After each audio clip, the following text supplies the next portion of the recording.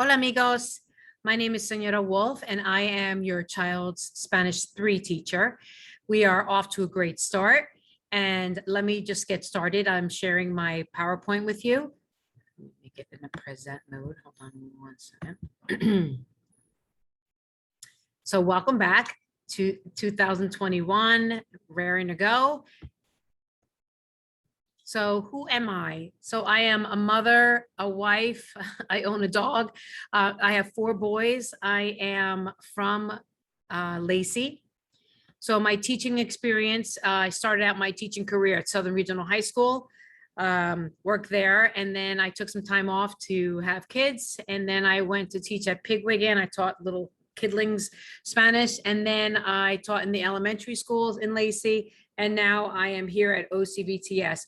I also am an adjunct professor at Ocean County College, and I received a Fulbright scholarship in Chile. My education, I attended Central Regional High School in Bayville. I assisted Douglas College, part of Rutgers University.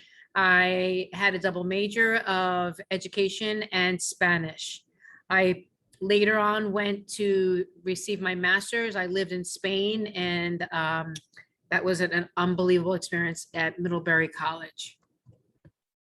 So my style of teaching, I am pretty routine. So when you walk into the door, I will have music playing, and then we will do like a chant, whatever the chant is of the week or weeks. And we always do count offs with numbers just to go over everything kind of fast, and it's very routine. And then there will be a do now on the board. So they do a do now while I am doing other things, getting them ready and all. And then we jump into class. We go with do now. We always go over the homework. And then it kind of goes from there. I myself feel like the class goes fast. I don't know. You might want to ask your child, either they're dreading it or they love it. I'm not quite sure. Could be a little bit in between, but we do a lot of singing. Some of them I know don't like singing, but we do.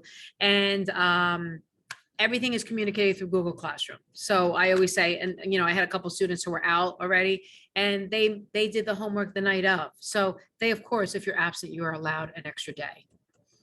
So here is the most important part of the class, is the way the grades are determined. So it's broken down by exams, quizzes, homework, ed puzzles, flip grids, class participation, and projects. So the quizzes, we have a couple. We might have 2 1 week, we might have none. So it depends on where we're at. So I always kind of gauge, and every Friday we're going to have like a little mini quiz on conjugation just to get them used to conjugating. Ed puzzles are an assignment that they get on, and they could replay the puzzle before answering the question to get the correct answer. Class participation, I always have a clipboard with me, and I say to them that they need to be engaged. They have to have a name tag tinted. So everybody has a name tag. So here I have somebody's name tag that left behind. So they will tint this on their desk. They have to have their book. They have to have something to write with. So I ask them to be prepared. The one thing I definitely like it to see, that students are engaged and that they're following along.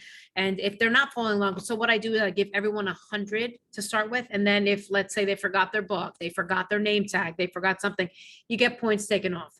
No one really ever ends up with a bad class participation grade. I just ask them to be engaged.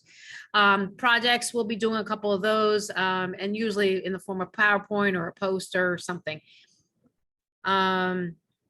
Oh, I guess that was it. Okay, so pretty much that's the way the classroom is run.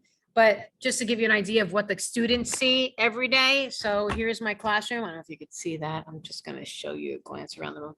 Unfortunately, I can't, put them together because of COVID. But so here is everything. Here's our classroom. So we have a very festive classroom, and I love what I do, and I think they're having a good time.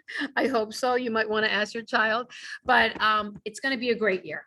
All right. So thank you for your time. And if you have any questions, please email me. Oh, here, let me give you the email because this is very important. Please email me to this email, the rwolf@mail.ocbts, because the other email that's in Google, I don't check that one. So please, your child, I tell your child, if they have a question or anything that, you know, they have concern with, to write it on a Post-it and give it to me and put it on my desk. And then I will go back and revisit whatever question they have. All right. So it's nice meeting you. Adios, amigos.